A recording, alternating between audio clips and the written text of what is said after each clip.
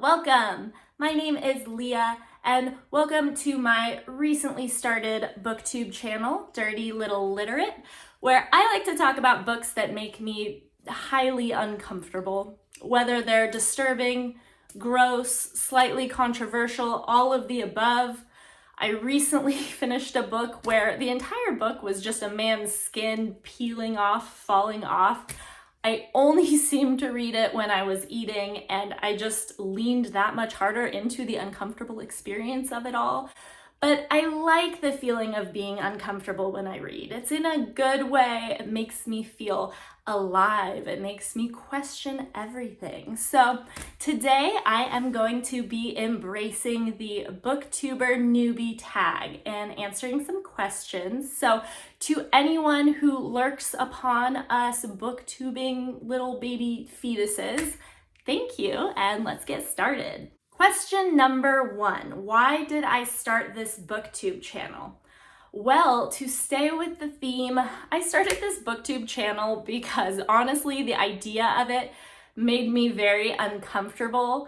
The idea of anyone more than my mom and my best friend watching me talk about this is very uncomfortable to me. I honestly deactivated my Instagram recently just due to the uncomfortability of being perceived by others. But in this specific case, I'm deciding to lean into the uncomfortable feeling because that's how I think we grow and develop as people. I'm also really just looking to build a community with people who also like reading, people who also like disturbing stuff. Question number 2, what are some fun and unique things that I can bring to BookTube? Now, I will tell you right off the bat, this question makes me feel like I'm about to write a cover letter for a job where I'm supposed to convince you about how amazing I am, which just makes me want to throw up a little bit. So what I'm going to say is, when I first started getting into BookTube, what I really like are the deep dives where you are basically retelling me the whole story. I want like the hour-long YouTube video where it feels like I actually read the book. And I noticed that these videos do not seem to be super popular on BookTube. It seems like people are more interested in getting recommendations and maybe like a brief review, but like I actually want all the spoilers. I want to be taken on this journey with someone and be getting all their reactions as it's happening. So I would like to provide more content within that realm for maybe, I don't know, the couple other people that want to listen to someone talk about a book for over an hour. In addition to creating more of that content, I want to create, a safe, comfy space to talk about all the uncomfy things with you guys. Question number 3. What am I most excited about for this new channel? Well, honestly, I'm just really excited to be in a little group with all my other little baby readers who want to read about gross stuff, because would you believe that not all my friends and family want to read books where somebody's skin is just falling off the entire book, okay? But beyond that, truly the idea of creating a community, like, hey, you like to read, I like to read, let's comment on each other's stuff, how cute. And beyond that, I also really like that doing this is pushing me. I have to learn how to speak a little bit more eloquently. And beyond that, I'm learning new skills. Like, y'all, I'm not very internety, and I'm like, hey, mom, look at me making a thumbnail. And she's like, what's a thumbnail? But nonetheless, I'm proud of that. And I'm excited to keep learning and connect with people. Dude, my dog and I are having an argument right now. I am trying to get him to not like suction cup chew his bone, and I've gone back and forth with him into the other room trying to get him, to understand time and place for this, go over there, and he wants to suction cup chew on his bone right next to me right now. So there might be some little suction-y noises. I apologize. But question number 4, why do I love reading? Now, I know a lot of people answer this question by saying that they love that reading is an escape, which totally same, but I like to think of it less as like opting out of my life and more that I'm opting into a new life. Now, I feel like I'm able to really empathize with the characters in the books that I'm reading to the point where I feel like everything is happening to me. This feels like my life, and you know, the idea of reincarnation, past lives, like, yes, I love it, but also what about the hundreds of lives that I've gotten to live in my one lifetime right now because of the books I've read? I think it's like a safe space to explore, like, you know, remember when I was that guy with my skin peeling off? How did I feel about that? And it helps you to empathize with others, I think, as well, and relate to people better. Question number 5. What book or books got you into reading? Now, I think this question is wild because I just thought that everyone who loved to read, like, I didn't know we had memories of when we couldn't read. I just feel like I came out of the womb, like my mom had to push out me and a book simultaneously. And while I can't remember the first book or first couple books that got me into reading, I do remember in elementary school really enjoying Junie B. Jones, and I forgot that that existed until I listened to some other booktuber newbie tags, and people reminded me of the existence of Junie B. Jones, for which I am so grateful, because I know in elementary school I really truly believed that there had never or would never be anything as funny as the content within Junie B. Jones. And in high school, I reread some Junie, and I honestly felt that my elementary school self was not wrong. Now, another series that I remember really loving in elementary school was the Princess Diaries books. And, you know, because by feeling that everything in the books is happening to me, I'm like, oh, shit, I'm a princess. A hot boy loves me. Okay, you can't be mad at that. Just throw me into it. Princess Diaries, okay, go team. Question number 6. What questions would you want to ask your favorite booktubers? So what I'm really curious about is for the really poppin' booktubers who are super consistent with their schedule in terms of how often they're releasing videos, I'm really curious if once you have that pressure to be releasing stuff super consistently, is the content you're putting out still what you would most like to cover? Or at a certain point, are you having to sacrifice certain things that maybe you would really like to talk about, but perhaps it would take a little bit too long? Because as someone who wants to spend 500 years talking about a single book, I can understand how it would be hard to stick to a like weekly schedule. How are you doing that? If you had a month where you're like, I only have one video that I'm gonna put out and it could be whatever you want, is it still the same as what you're putting out? I don't know. And also, how many times have comments made you cry? That's what I want to know. I love that right now I'm not even at a point where I have a single comment. So for me, 0. But, you know, if someone's like, you know, that wasn't my favorite book, I'll be like, okay, that's fine. You didn't like it. Okay, it's fine. I'm fine. So tell me, do you cry? Are you immune? Are you hardened through your journey from BookTube? I don't know. Tell me. Question number 7. What challenges in starting a BookTube channel do I think it will be hardest to overcome?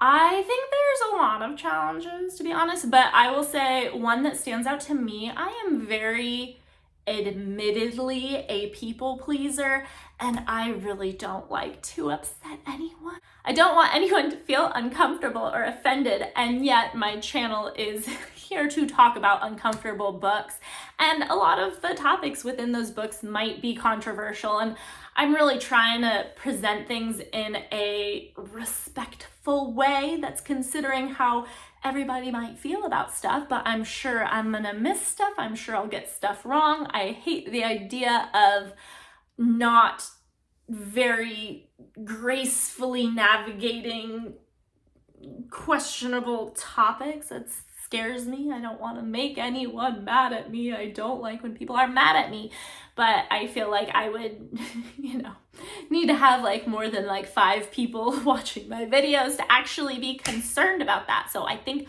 right now I'm okay. I don't need to worry about it too much. But also consistency. I think that's everyone's thing, right? You don't want to start talking about stuff that you don't really want to talk about just to like be on a regular schedule. So yes, challenges. Question number 8, when did you start reading? I already answered this one. In the womb. I feel like my mom had a little library in her uterus and I was already doing the damn thing. So, answered. Question number 9, where do I read? I mean, if you're a reader, where do you not read? I read everywhere. I specifically have to have a large purse so that I can bring my book with me. I'm one of those questionable people who will actually go to a bar by myself and sit down and read a book. And I think I'm making everyone uncomfortable. They're like, why is she here? Why didn't she just stay at home and read? Is she here because she wants to talk to someone? But no, because she's reading a book. Should I talk to her about the book? Nobody's actually thinking this. Nobody's paying attention to me because I'm just sitting there reading. But no, I read everywhere, primarily in my bed, but I will sneak in a page here or there, whenever, wherever, Shakira, wherever, whenever, wherever. Regardless, yeah. So I remember in college, in my classes, I was reading this story. It was erotic stories for women, written by women, sent in from just normal ass women who aren't writers, more detail than needed. But I was reading that in my college classes. So like, I'd always like look around like, well, does everyone know that I'm reading my erotic stories? And yes, because it's very caps lock on the cover. Everybody knows, but I'm not gonna care so much that I'm not gonna read the book I'm actually reading in class. But also, I read more than one book at a time. I don't know if that was like a necessary choice, but the answer is everywhere. What kind of books do you like to read? I have certainly answered this as well. Books that make me uncomfortable. I really like when there's extremely uncomfortable, awkward social situations that I feel like are happening to me, to where I'm like, oh my God, why the F did I say that? Why did I say that? But it's not me. It's something that's happening in the book. But like, I love the feeling like, oh God, my face is turning red. I'm uncomfortable. Can they see how nervous I am? But like, no, because I'm in my bedroom and like nobody's there. Nobody sees me. But yeah, so uncomfortable books, yes. But I will say that I think there's a lot of stuff that I like to read that I will not be discussing on this channel because, you know, I'm trying to go with a theme here. But honestly, I like reading a lot of things. You know, I've been reading a lot of books. Like, I always like books on like how to talk to people. Like, what are humans? Like, what do you want to talk about? Anything to help me get out of like the uncomfortable situation of making small talk. Like, you know, little hacks to like make conversations with people super just flowing easy, and now we're best friends. Like, any books that can help me do that, or books about like your chakras. I don't know. I love a basic ass fiction thriller that has the same cover as every other fiction thriller, that, you know, I don't need to have a brain to read this book. I can just truly, it's like the book equivalent of a carton of Ben & Jerry's ice cream, like that, yes. So I will say I'm not like a big sci-fi girl. I'm not a big historical fiction kind of girl. So that's that. Question number 11, what does my book collection look like? Well, this question makes me sad to answer because I moved across the country a couple years ago and I only moved with what I could fit in my car. Meanwhile, I have boxes and boxes and boxes of books sitting in my mom's house in her garage gathering dust, and I feel horribly guilty about it. But now I'm very much in my library phase where now I feel guilty buying books, knowing I'm like cheating on my other books that I left behind, but like, oh, here's the shiny brand new one. So I really try to get books from the library. I always make exceptions for Stephen King books. I just love having a hard copy of a Stephen King book. I'm just like a basic, boring Stephen King girl. Just kidding. We're not boring. We're fabulous. I love Stephen King. Hey, Stephen. Now, I will say that I also don't like that when I have a lot of books, I don't like that like there's so many clashing colors. And I don't know if I want to do rainbow order. Maybe I do. I don't know. I'm like the booktuber that doesn't have a bookshelf in the background. Don't shame me, please. But yeah, library cards, okay? That's it. I did it. Okay, so now I can tell my dog that he can go suction his bone as loudly as he wants.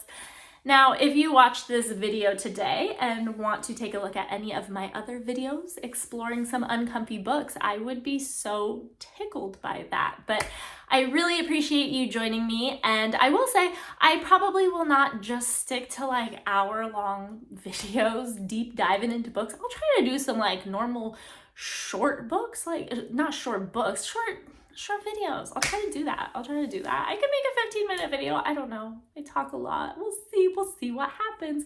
But all right, thank you so much, guys. Bye.